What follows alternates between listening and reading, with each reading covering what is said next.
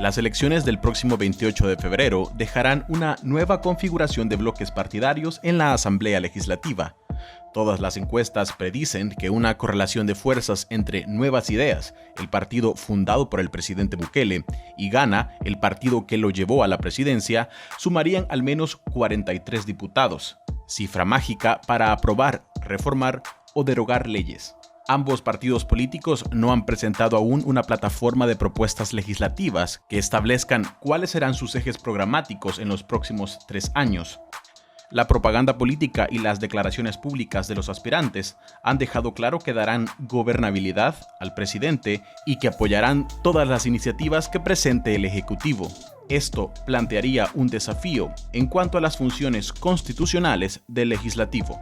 Tienen su haber un ejercicio de control sobre órganos de Estado para que estos no excedan su espacio de poder, ¿verdad? O su propio accionar, que es muy común también en nuestras, repúblicas. La ventaja es que los actores del país están obligados a consensuar.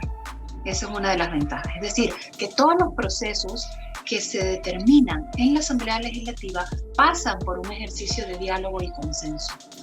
¿Cuál es el aspecto negativo de esto? Que nuestra cultura política, todavía registra ADN autoritario. Entonces, al generar este espacio de diálogo y negociación, muchas veces sucedieron negociaciones solo entre grupos de poder o élites de poder que estaban representados en la Asamblea Legislativa. Y se rompe el cordón umbilical de la relación directa entre sectores de la población que se dejan de ver representados en la Asamblea Legislativa. En el pasado existen algunos ejemplos que ilustran esta dinámica, donde la Asamblea Legislativa, con mayoría absoluta de Arena y PCN, dieron luz verde a las iniciativas del Ejecutivo. En diciembre de 1996, esta correlación sirvió para privatizar el sistema de ahorro de pensiones, una ley cuestionada por diversos sectores. Algo similar ocurrió en la legislatura 2000-2003 durante la presidencia de Francisco Flores, con la ley que llevó a la dolarización de la economía, con los votos de Arena, PCN y PDC. La Asamblea Legislativa estuvo en un enfrentamiento permanente con Francisco Flores, pero a la vez había momentos en que Flores lograba que la Asamblea Legislativa, particularmente la de 2000-2003, le sirviera como oficina de trámite de sus cosas. Era la Asamblea que le hacía los mandados al presidente. Un día en la noche hubo cadena nacional del presidente Flores para decirnos esto. Voy a enviar a la Asamblea Legislativa mañana, esto fue el 22 de noviembre del año 2000. Mañana enviaré a la Asamblea Legislativa una propuesta de ley que consiste en permitir que circule el dólar a la par del colón. 7 días después, una cosa tan importante como borrar tu moneda y adoptar otra con todas las consecuencias, beneficios o perjuicios que eso podía ocasionar, eso se hizo de esa manera. Con una legislatura que simplemente le dio la firma al presidente, le endosó al presidente sin mayor cuestionamiento. En la siguiente legislatura volvió a ocurrir lo mismo, con las cuestionadas leyes del Tratado de Libre Comercio con los Estados Unidos y la ley antimaras, conocida como mano dura. Este fue un momento donde no se pudo discutir y comenzamos la plenaria como a las 2 de la mañana. Como a las 2:30 de la mañana entró la pieza de correspondencia metiendo el Tratado de Libre Comercio. No se leyó, o sea, se violentó el reglamento interno y no se dispensaron los trámites, una cosa curiosa, sino se pasó a la comisión de Economía y de Relaciones Exteriores. Y en media hora habían dado dictamen sobre un documento que tenía, no me acuerdo si 2.000 o 2.500 páginas. Y entonces viene Ciro Cruz Cepeda y se sincera y dice en la sesión plenaria, para que lo escuchara todo el mundo, como el FMLN se oponía, ¿verdad? Y ya no recuerdo si había alguien más que se oponía. Aquí nadie ha leído el texto del TLC con Estados Unidos, ni yo, pero igual lo vamos a aprobar, y lo aprobaron. Cuando lo que se llamó la ley mano dura, o sea, la ley contra las pandillas, que no me acuerdo su nombre real, nosotros mostramos que la ley era inconstitucional, como terminó siendo declarada, pero lo que nos dijeron como respuesta es, así lo quiere Casa Presidencial.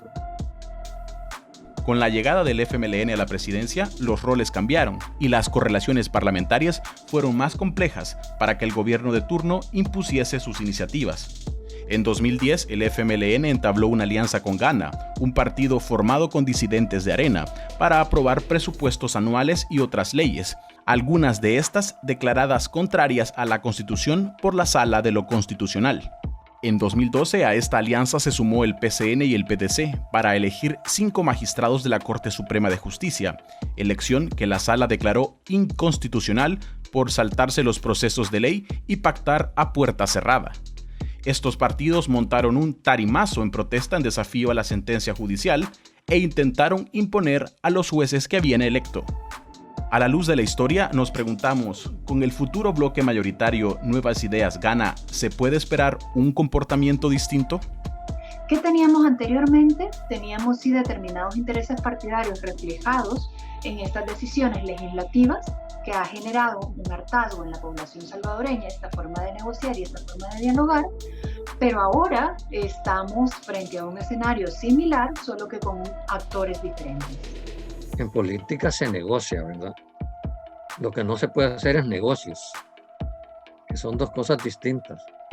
Se dialoga y se llega a acuerdos. Negociar es eso. Desde posturas encontradas llegar a acuerdos.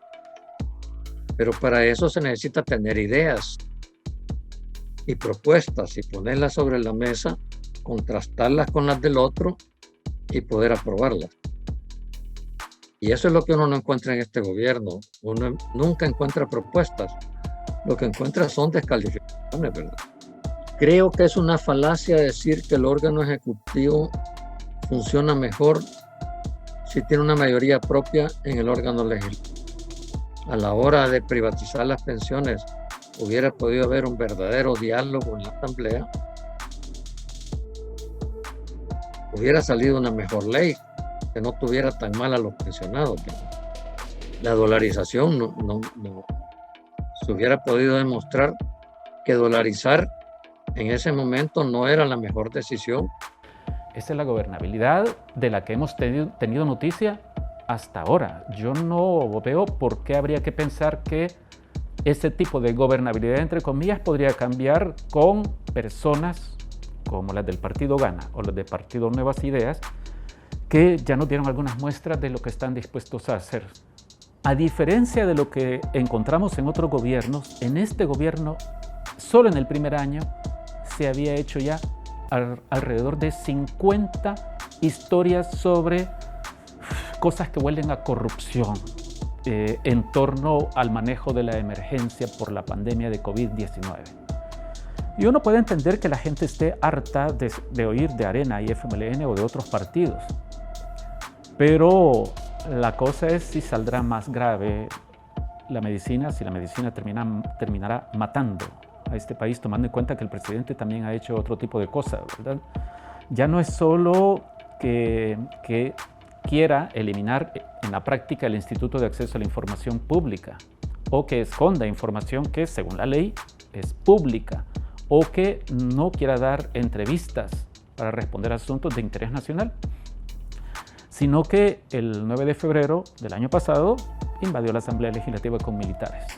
Los discursos, declaraciones y propaganda política de Nuevas Ideas y Gana hablan de respaldar las iniciativas, posturas y decisiones del presidente desde el legislativo. ¿Por qué en este caso esto va en contra de las funciones constitucionales y el modelo democrático? En noviembre del 2019, el presidente dijo que el papel de los diputados es simplemente apretar el botón frente a las propuestas del órgano ejecutivo. Esa es la negación de la democracia, porque el verdadero lugar de la representación privilegiada del pueblo en una democracia es el Parlamento. Si tiene a unos diputados y diputadas que dicen vamos a hacer lo que el presidente nos diga, entonces es como que el presidente tenga de repente una palanca grande que le sirva para que votar por lo que diga el presidente, y toda la bancada de Nuevas Ideas en la Asamblea Legislativa levante la mano en automático. Porque ellos dicen, no, nosotros no vamos a hacer nuestra tarea como legisladores, que es representar los intereses de la comunidad, del pueblo, sino lo que el presidente nos dicte. No es que dentro de la república o dentro de los regímenes políticos, digamos, dentro de la democracia en particular, no es que sea proscrito en sí mismo acuerpar la agenda de un ejecutivo. Sin embargo, lo que sí se pone en tela de juicio es el nivel de independencia alrededor del cual se cumplen otras tantas funciones, entre ellas la función de control. Entonces, en este entendido, vamos a tener seguramente una debilidad en la función de control, aunque se hable, entre comillas, de un ejercicio de gobernabilidad más abierto que se basa en la concentración de poder, no en el consenso ni en el diálogo.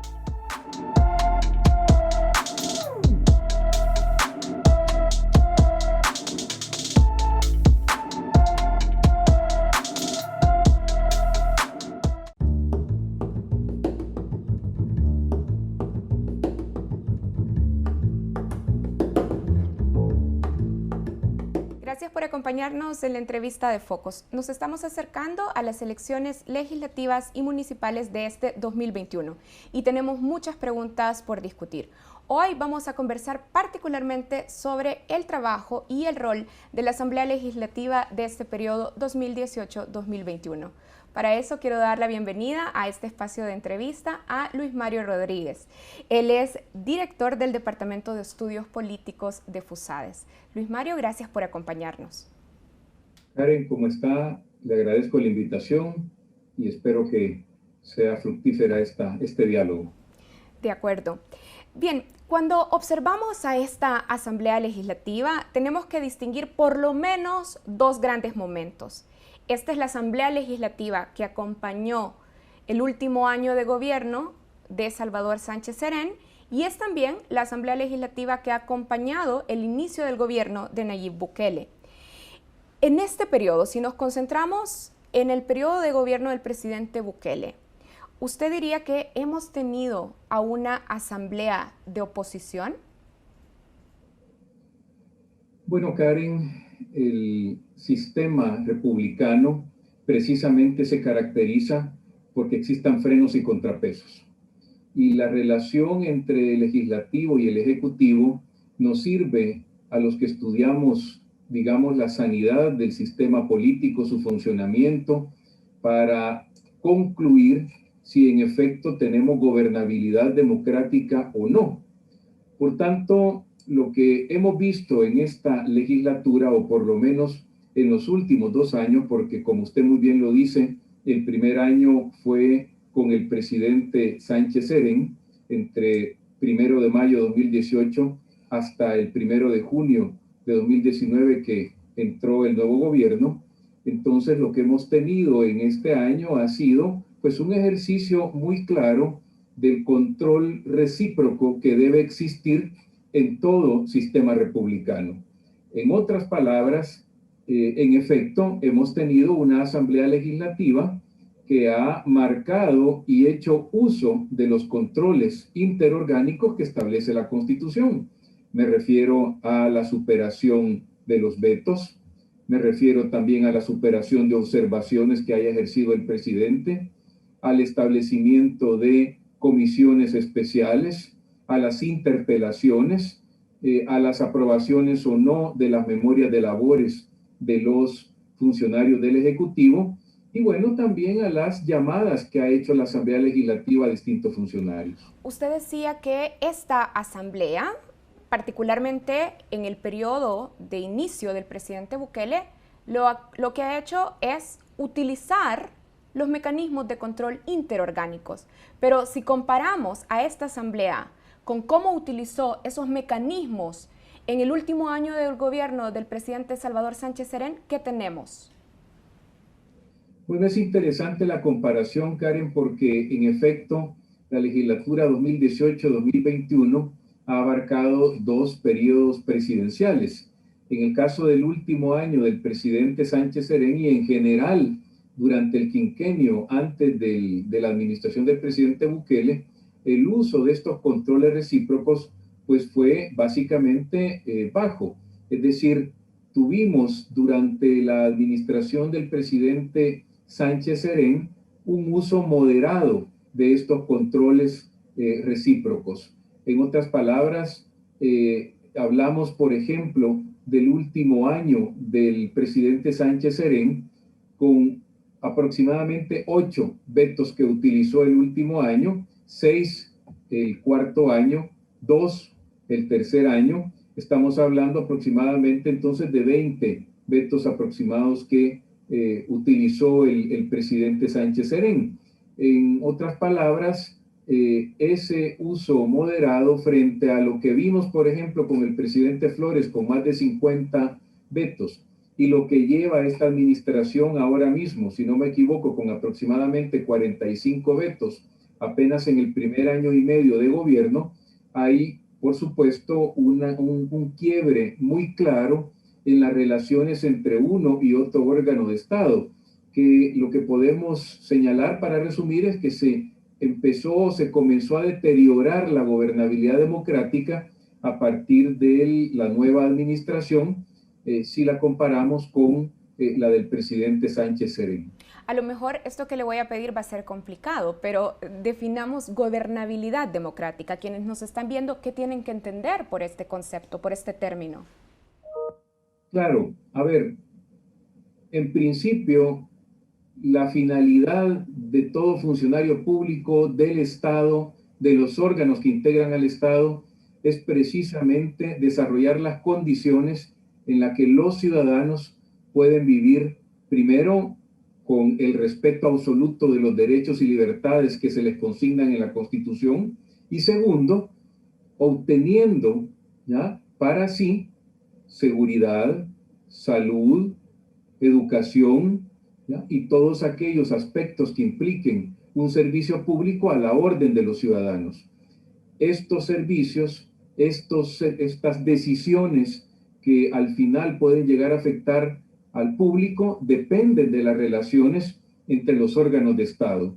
Y si esas relaciones tienen como eje central el bien común, el interés general, no significa que se van a extinguir las diferencias entre uno y otro órgano de Estado, pero sí que los que integran, los titulares del legislativo, del ejecutivo, incluso los del judicial, pero este último lo que hace es dirimir los conflictos que puedan surgir entre los dos anteriores. Si existen acuerdos, entonces eso beneficia a los ciudadanos en términos de los servicios públicos que ya le comenté. De acuerdo. Ahora, Luis Mario, quiero volver a mi pregunta de origen. Yo le preguntaba si usted consideraba que esta asamblea que ha acompañado el inicio del presidente Bukele ha sido una asamblea de oposición.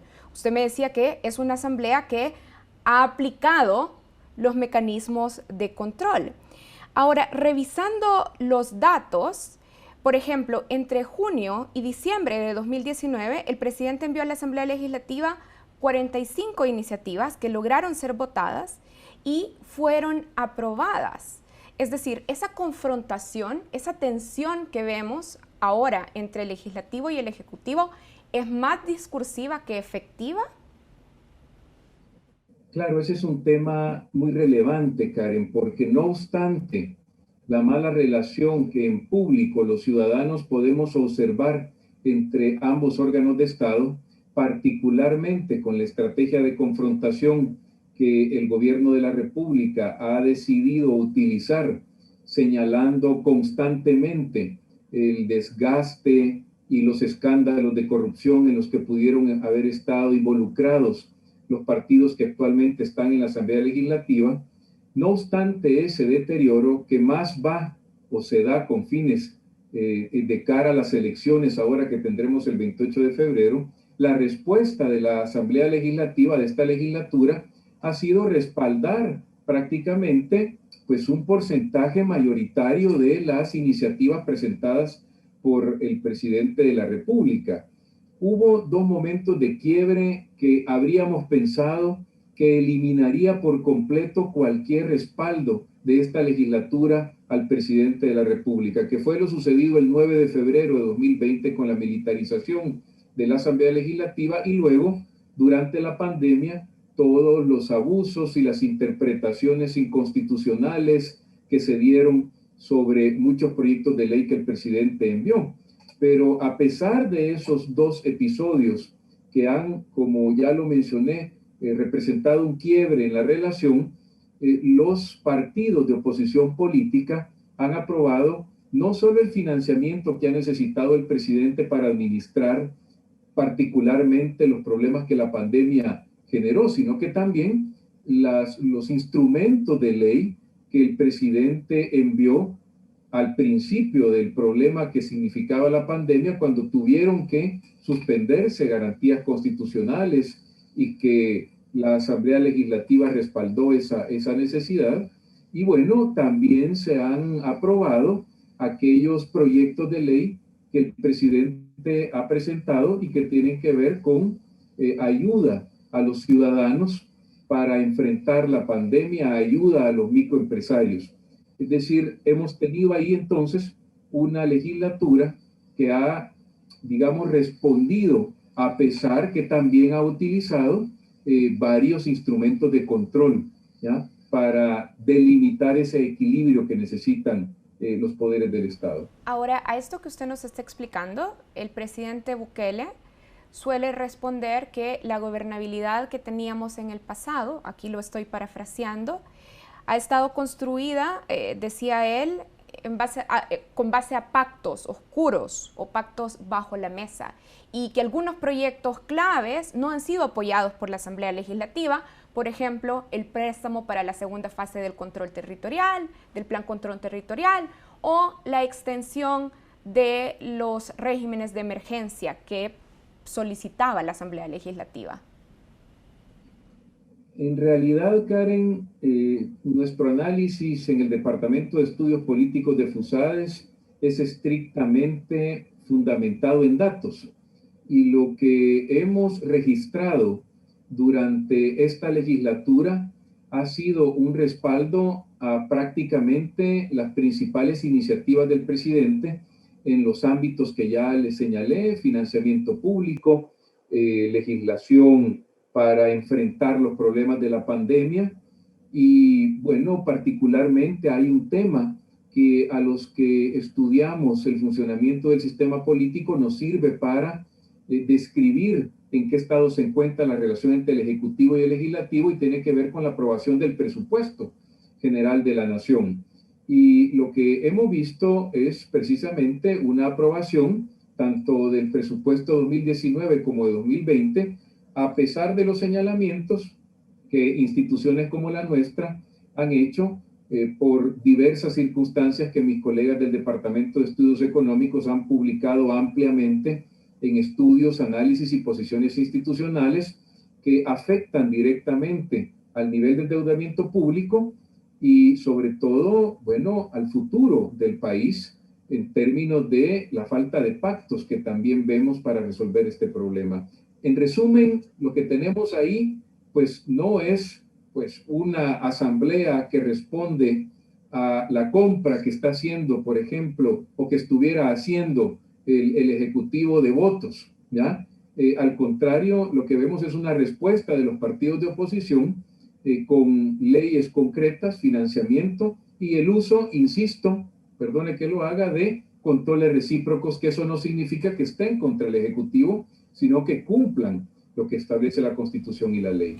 De acuerdo. En este periodo hemos tenido, como usted lo estaba mencionando, interpelaciones a funcionarios que no solíamos ver, comisiones especiales de investigación, recomendables de destitución de funcionarios. ¿Usted diría que han sido efectivos estos controles que la Asamblea Legislativa ha tratado de ejercer sobre el Ejecutivo, estos mecanismos específicos?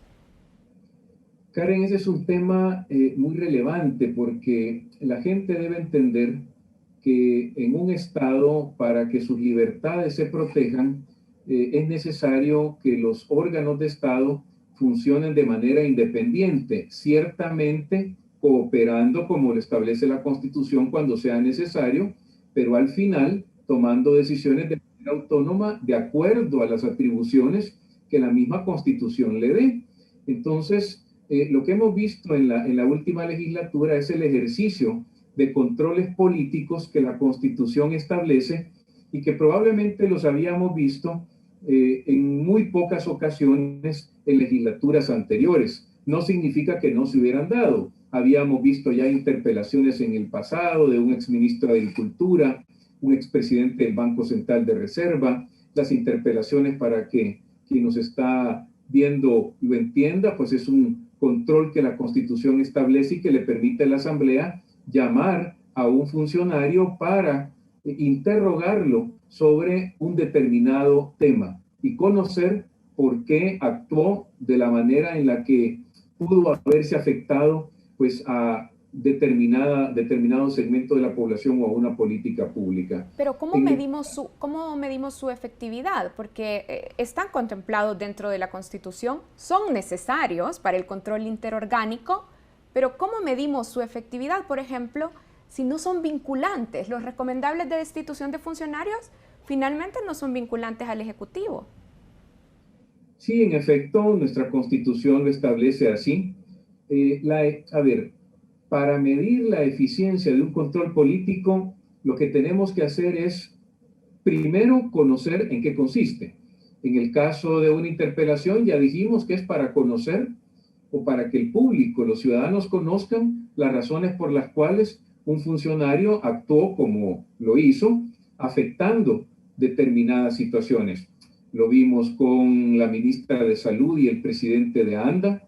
Finalmente la ministra de Salud se fue, no necesariamente porque el presidente haya hecho caso del recomendable de la Asamblea Legislativa, pero se fue, ¿ya?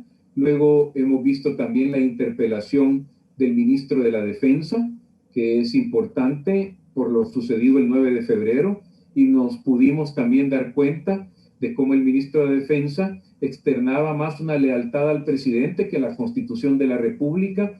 Es decir, en este caso particular de la interpelación, la eficiencia la vemos en el sentido de informar, de dar a conocer a los ciudadanos exactamente cómo piensa, cómo actúa un funcionario y si es competente para el cargo, ¿no? Muy bien.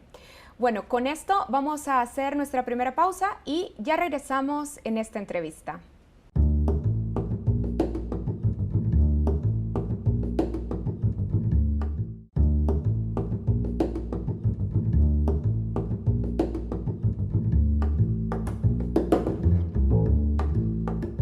Continuamos en la entrevista de Focos. Estoy conversando con el doctor Luis Mario Rodríguez. Él es director del Departamento de Estudios Políticos de FUSADES.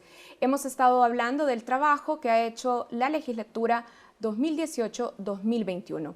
Y bueno, vamos a continuar sobre este tema, pero también vamos a hablar de los escenarios que se vienen a partir de la elección del 28 de febrero. Veamos. En la relación entre el Ejecutivo y la Asamblea, como usted lo ha dicho, hemos tenido un incremento de vetos y observaciones presidenciales sobre el proceso de formación de ley. De hecho, en su primer año de gobierno, el presidente Bukele usó 21 vetos y 18 procesos de observación. Esto, como usted decía, es evidencia de la tensión interórganos. ¿Qué consecuencias tiene ese patrón sobre la gobernabilidad? Bueno, Karen, en términos de gobernabilidad, que los órganos del Estado utilicen los controles políticos, en primer lugar lo que nos muestra es la sanidad del sistema político, es decir, existen frenos y contrapesos. Lo que podría ser negativo es que no se permita el uso de esos controles o no existan y por tanto un solo órgano concentre el poder. Ahora bien, ese uso de controles recíprocos obviamente debe ser, digamos, apegado a las disposiciones constitucionales. Es decir, los 45 vetos que lleva el presidente Bukele hasta pues, el último mes, de los cuales ya han superado aproximadamente 9 o 10 la Asamblea Legislativa, que puede, con mayoría calificada, es decir, 56 votos, superar esos vetos. Muchos de esos vetos, la misma Sala de lo Constitucional de la Corte Suprema ha dicho que se está abusando de ese control político que establece la Constitución de la República y que puede llegar a ser en algún momento nocivo, es decir, se está vetando leyes que no son inconstitucionales, como lo ha dicho la Sala de lo Constitucional, que están aprobadas con el propósito de resolver un problema específico, particularmente los generados por la pandemia, y por tanto ahí sí ese abuso en el uso del veto por parte del presidente puede llegar a afectar el bien común y el interés general. Ahora, hay un elemento particular. La mayoría de los vetos que hace el presidente Bukele son por inconstitucionalidad, es decir, una vez que incluso son superados en la Asamblea Legislativa, tienen que ir a la Sala de lo Constitucional. ¿Es saludable para la democracia este proceso, acudir a la Sala de lo Constitucional? Sí, en efecto, para explicarlo de manera, digamos, lo más sencillo posible, el presidente puede vetar por razones de inconstitucionalidad, es decir, cuando considera que se está contrariando alguna disposición de la Constitución de la República, o puede vetar por razones de inconveniencia, es decir, cuando considera el presidente que se está, por ejemplo, contrariando una política pública y por tanto no es conveniente eso a los intereses de los ciudadanos. En el primer caso, cuando el veto es por inconstitucionalidad, si ese veto es superado por los legisladores por mayoría calificada, entonces se genera una controversia entre los órganos de Estado y esto tiene que ir a la Sala de lo Constitucional. El problema de esa situación es el tiempo que puede transcurrir entre que llega el veto a la Sala de lo Constitucional y, bueno, el proceso que debe llevar la Sala de lo Constitucional para resolver. Lo vimos durante la pandemia, en la medida de lo posible, hemos constatado que la Sala ha intentado resolver lo más pronto posible, pero hay plazos que cumplir y procedimientos. Y eso entonces puede llegar a afectar, pues volvemos al tema, una situación particular de los ciudadanos. Lo van a entender muy claro con el tema de la pandemia, las controversias que se dieron para que, por inconstitucionalidad y que la Sala tuvo que resolver, pero que nos tardábamos un mes o un poco más para saber si una ley era en realidad constitucional y esa ley servía, por ejemplo, para que se pudieran establecer medidas en contra de la pandemia. Así que esa estrategia de un uso, vamos a decir, conveniente, ¿ya?, a los intereses del Ejecutivo, pero no en términos constitucionales o legales, sino como una estrategia para no, digamos, desgastarse con una determinada ley, pues creemos que no es efectivo, ¿no? Es decir, la Asamblea aprueba una ley y el órgano ejecutivo, por no dar su brazo a torcer, aunque sea constitucional esa ley, la veta por inconstitucionalidad. Y luego la Sala dice que la Asamblea tenía razón, que esa ley no era inconstitucional. Hemos perdido ahí un mes o 2 meses de resolver un problema a través de una ley. De acuerdo. En el informe de primer año político del presidente Bukele, en el informe de año político que publicó FUSADES, ustedes dicen, bueno, la llegada del presidente Bukele cambió la correlación de las alianzas en la Asamblea Legislativa. Señalan que se formó un bloque entre el partido oficial, Gana, Arena y el PCN. La fracción del FMLN, como ustedes apuntan, asumió entonces un papel activo como oposición gubernamental. Ahora, las encuestas de opinión pública hoy le dan al FMLN muy bajas las preferencias pensando en las elecciones que vienen. Asumir este papel de oposición al Ejecutivo desde la Asamblea ha sido electoralmente contraproducente para el FMLN. A ver, Karen, su pregunta es muy interesante por lo siguiente, y voy a intentar resumirlo así. Al expresidente Sánchez Serén le tocó lidiar con 3 legislaturas. 2015, la que terminaba de 2012-2015, porque él inició en 2014, la de 2015-2018 y la de 2018-2021. Él tuvo una correlación a su favor entre 2015 y el 1 de mayo de 2018. Cuando la debacle del FMLN en esas elecciones de 2018, se reconfigura la Asamblea y entonces hay un porcentaje ya de votos que no favorecen al FMLN. Aún así, el FMLN, no obstante, no estaba de acuerdo en alguna legislatura que se aprobaba, por ejemplo, entre Arena y el PCN, que solo entre ellos tenían ya más de 43 votos, y se sumaba el PDC, llegaban a tener hasta 49 votos. No obstante eso, el expresidente Sánchez Serén no utilizó el veto de la manera que describimos en la pregunta anterior. Ahora que ingresa el nuevo gobierno con esta misma legislatura, lo que vemos entonces, pues, es un presidente que, igual que al presidente Sánchez Serén, no le era favorable, no le es favorable la aritmética dentro de la Asamblea. Y este presidente por lo que ha optado es por vetar, por observar y por confrontar. Y sobre todo, lamentablemente, por tomar decisiones contrarias a la Constitución. Entonces, lo que hemos visto no solo es el papel que ha asumido el FMLN, sino que básicamente todos los partidos de oposición, con excepción de Nuevas Ideas y Cambio Democrático, de defender los principios que establece la Constitución, las libertades fundamentales. Todos han ejercido un control político y la forma en la que los ciudadanos lo evalúan no es tanto por el trabajo que están haciendo, que si ese fuera el parámetro de evaluación, en términos del último año, durante la pandemia, en realidad los datos muestran que han hecho un trabajo efectivo los partidos de oposición. Pero el presidente, en su estrategia y en la narrativa de desprestigiar a los partidos tradicionales, como está ocurriendo en la mayor parte de países en América Latina, pues ese, digamos, discurso ha calado y por lo tanto ha hecho que los escándalos de corrupción sean o tengan mayor fuerza que el trabajo efectivo que han hecho durante la pandemia estos partidos. Hablemos de escenarios. Las encuestas de opinión pública que tenemos hasta ahora nos presentan este como el escenario más probable.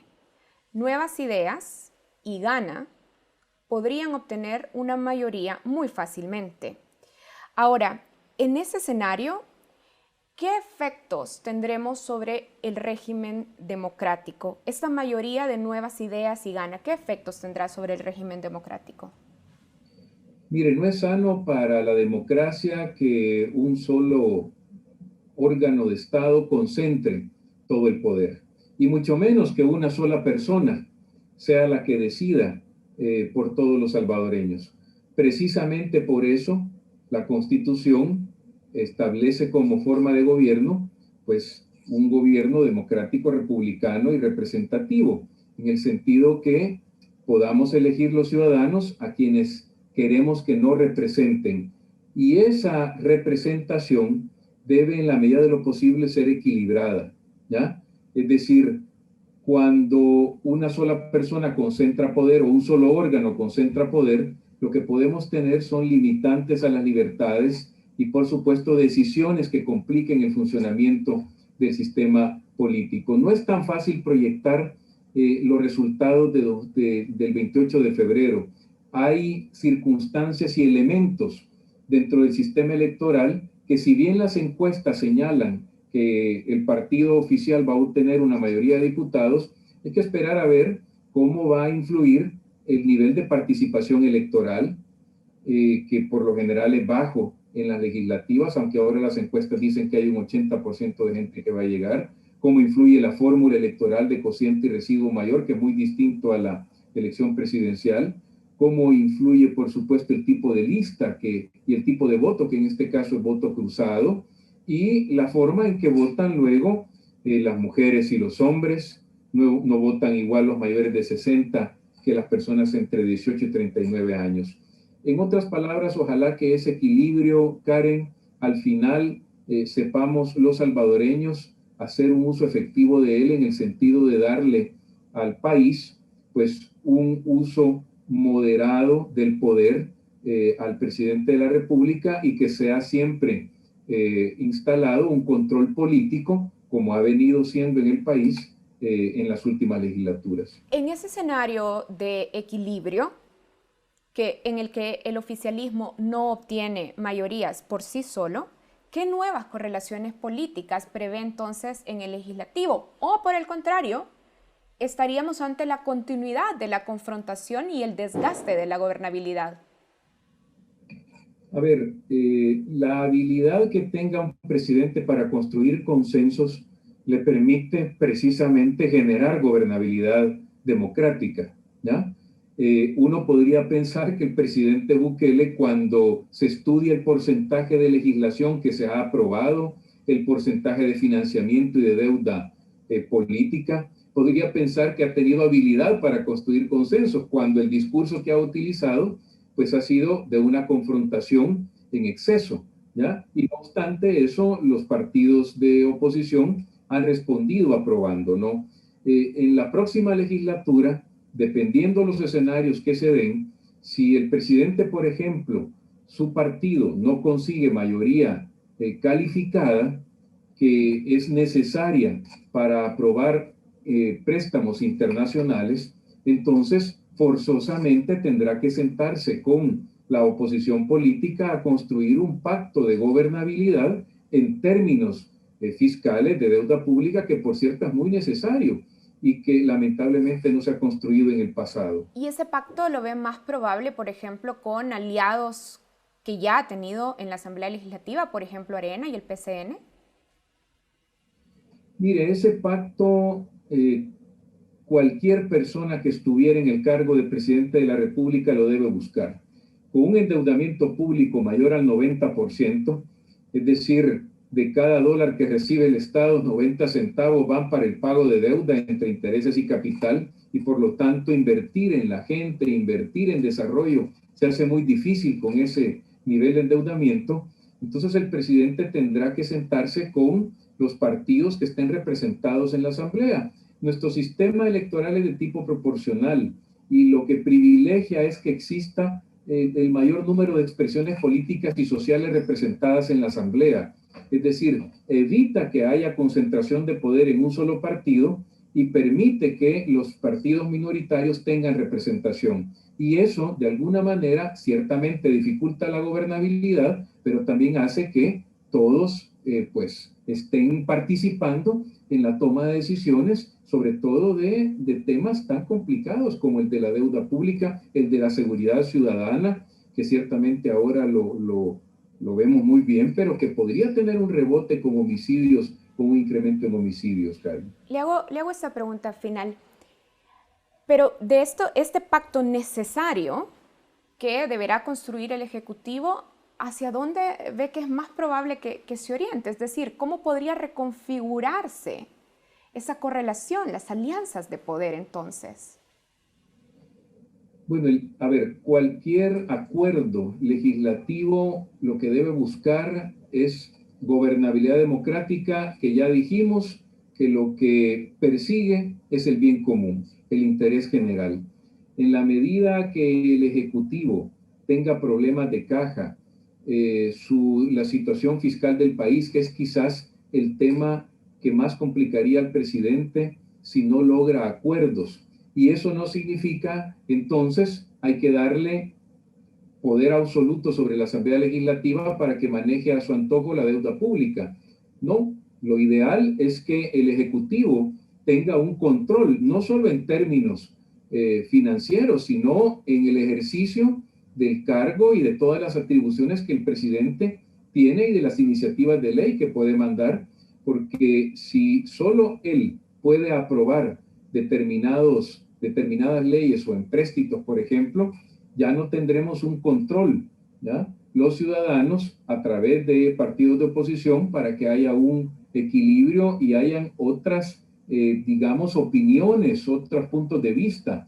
Así que esos acuerdos no son acuerdos politiqueros, no son acuerdos de interés partidario, tienen que ser acuerdos de nación, Karen, tienen que ser dirigidos a formar o a construir políticas de Estado. Ciertamente, con lo que nos ha mostrado el gobierno de la República en este año y medio, será muy difícil. Y ojalá que, bueno, en la medida que los partidos políticos y el presidente entiendan que la gente mide la democracia por resultados ahora mismo, en ese sentido tendrán que ir girando, digamos, esta confrontación y respeto a la ley que vemos ahora. De acuerdo, y queda claro también esa lista de temas que llevarían al Ejecutivo en un nuevo periodo a buscar esos acuerdos. Muchísimas gracias por habernos acompañado. Muchas gracias a usted, Karen. Bueno, así cerramos esta entrevista con el doctor Luis Mario Rodríguez, director del Departamento de Estudios Políticos de FUSADES. Recuerden que esta entrevista y otros contenidos de Focos pueden encontrarlos en nuestro canal de YouTube Focos TV. Ya regresamos.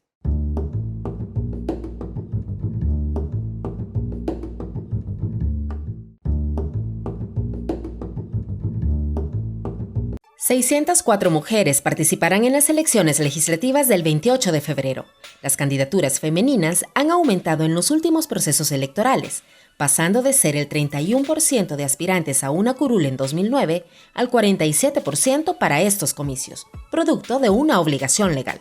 En 2015, tras 2 años de discusiones legislativas, por ley se obligó a los partidos políticos a incluir en sus planillas para las elecciones legislativas, de Parlamento Centroamericano y las municipales, a al menos un 30% de participaciones de mujeres. Antes de ello, sin elecciones internas, la decisión de dejar participar a mujeres recaía en la dirigencia partidaria, generalmente dominada por hombres, o de lo que indicaban sus propios reglamentos. Pero los números del incremento total también esconden que los partidos dejan a la mayoría de mujeres relegadas a cargos de diputadas suplentes. Según los datos oficiales del Tribunal Supremo Electoral, 217 mujeres se inscribieron en las legislativas de 2009. 84 participaron como candidatas propietarias, 133 como candidatas suplentes. 458 mujeres se inscribieron en las legislativas de 2012.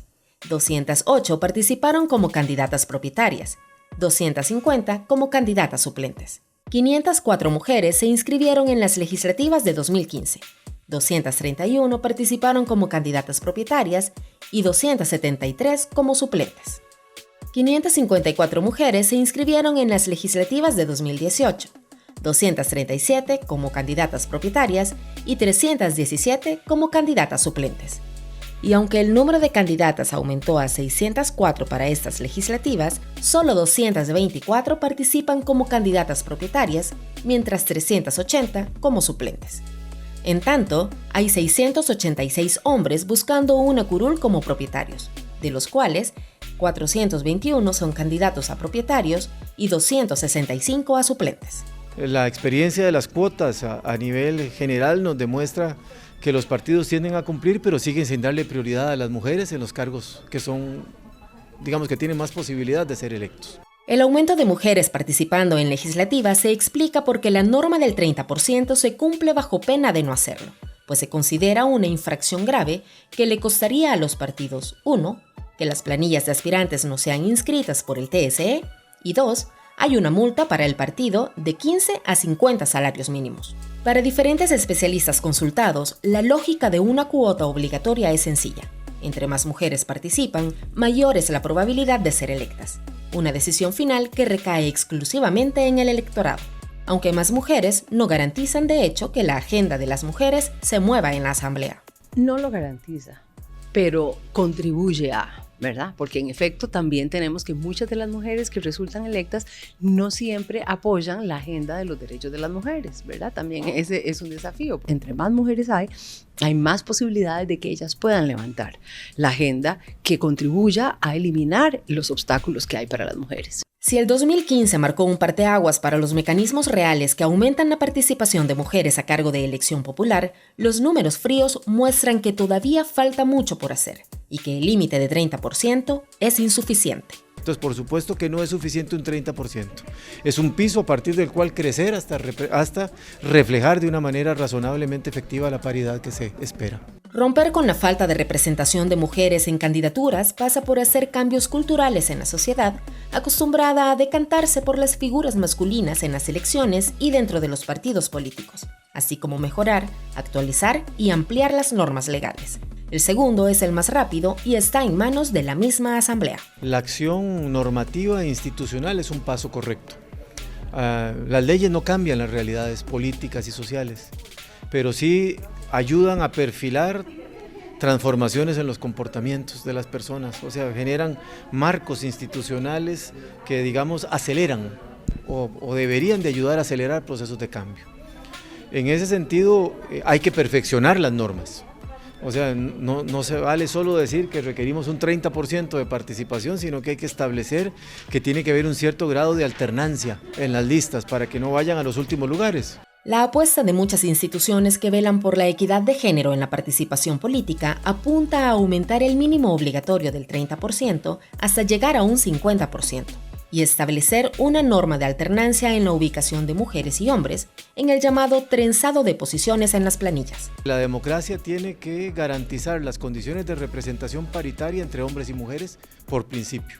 ¿Por qué es importante esta alternancia? Porque con una lista abierta y con una población que según diferentes encuestas, entre un 30% y un 40% se decantan por el voto por bandera, la posición que ocupan las candidatas es un factor importante para ser electas. Por ejemplo, en aquellos departamentos en los que hay solo 3 escaños en competencia, 6 departamentos, el voto tiende a dividirse entre las principales 3 fuerzas políticas, las primeras 2 por cociente, mientras que el último puesto se obtiene por residuo. Ahí el peso del voto por bandera es importante, y para estas elecciones, ningún partido puso a una mujer de candidata propietaria por la primera posición en esos departamentos. Los detractores del trenzado aseguran que el voto preferente o por rostro permitido desde 2015 ya iguala las condiciones de participación de todos, sin importar si es hombre o mujer. Pero en la práctica, beneficia a personas con mayor presencia pública.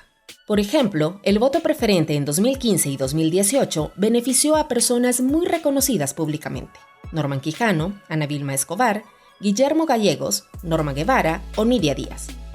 En todo caso, no se explica el porqué de que solo 16 mujeres han sido ubicadas en los primeros puestos de las planillas para estas elecciones.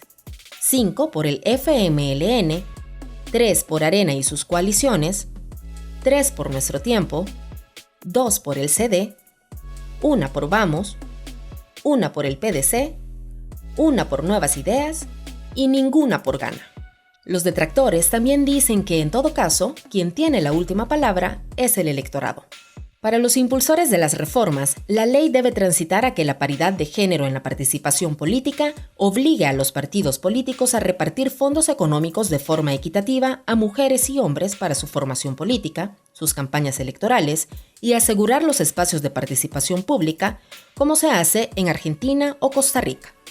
En las campañas políticas es fundamental el posicionamiento, el diálogo, el estar presente, ¿verdad?, en los debates, y eso muchas veces los mismos partidos no le garantizan a las mujeres la participación en esos espacios.